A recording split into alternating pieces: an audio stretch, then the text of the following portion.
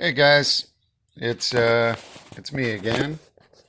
Hey, I just wanted to do a little update. I know it's been a while. You guys are probably wondering what's going on. So I got the motor in uh, for well, hopefully the last time here. I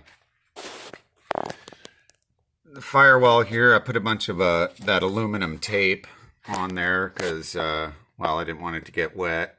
I had some people bring it to my attention that water might splash up in there, so you know that, and I wanted some heat barrier, because well, because heat. That's why. So I got the motor mounts in. The motor is exactly where it needs to be. Now I've got weights here because the motor doesn't have any oil in it. The transmission doesn't have any fluid in it. The radiator, the front, the core support, the bumper, all that stuff still needs to go on. And I need it to be at ride height because right now I am setting the driveline angle, which is really hard to show on camera, but so I've got my digital angle finder right here. So basically, I'll show you guys what I'm doing here. So I've got, here, I'll turn this on so you guys can see. This should be at 85 degrees. Well, it's 85.1, but that's, so now I can't show you now because I've got the tranny on this block here holding the transmission at that angle, so that's taking load off of it. So I can't show you the angle back here, but trust me, because I took the angle of my rear driveline and it is at a 5-degree upward slant. So the way these work, they have to be basically, if as long as I'm not changing the ride height of the vehicle, it needs to be a parallelogram.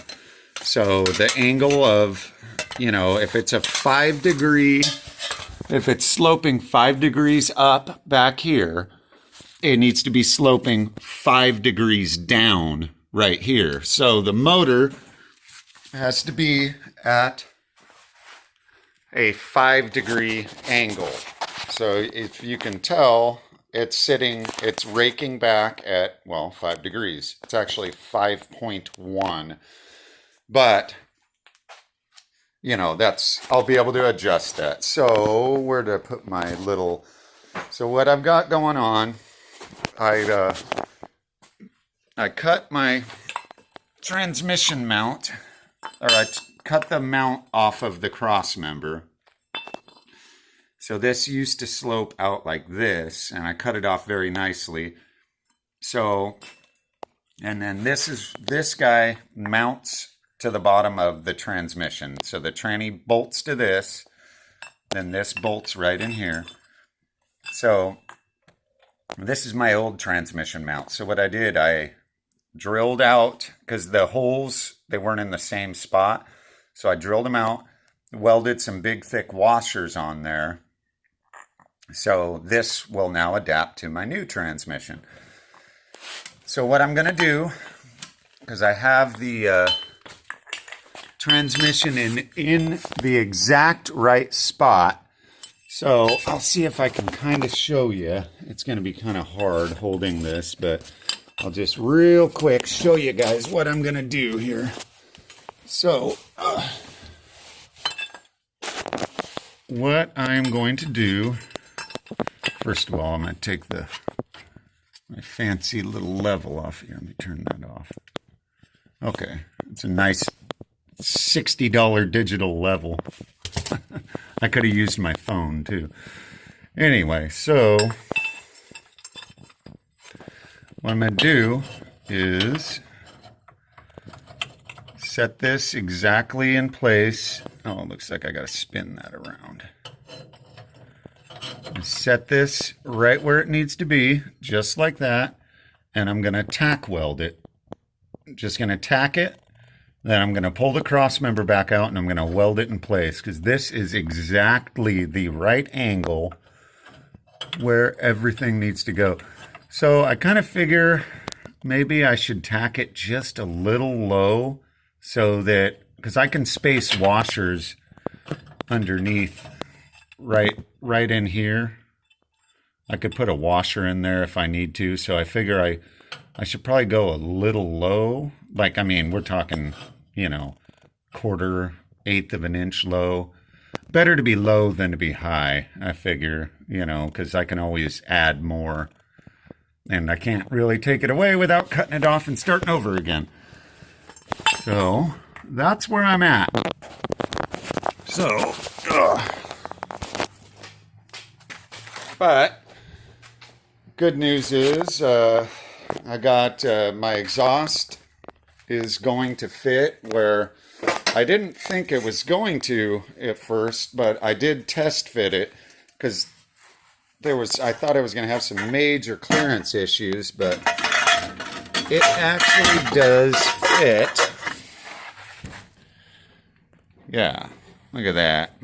My header's in there, and then the steering shaft goes right there. You can see the little nub right there, and then it connects to this guy here. And it believe it or not, it does fit. I know it's a tight fit, but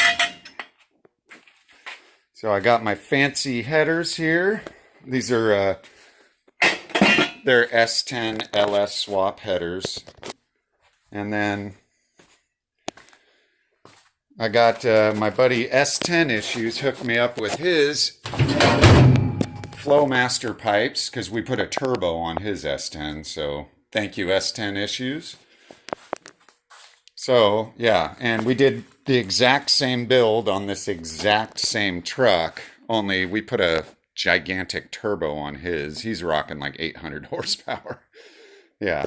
This will be probably 450, maybe a little more, you know, depending. We'll see how much, after I put the Holley Terminator X on it, we'll see.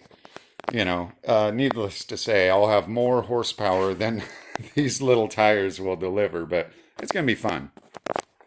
Anyway, yeah, it's coming along, guys. I just wanted to do a little update. So, there it is, you know. I got, there's my intake manifold and my fuel rails, water pump. I got to take that fan off the you know, the clutch fan. I got to put an electric fan on there. I got my alternator bracket, which I cut off the power steering assembly because I won't be needing that. And then here's my steering shaft.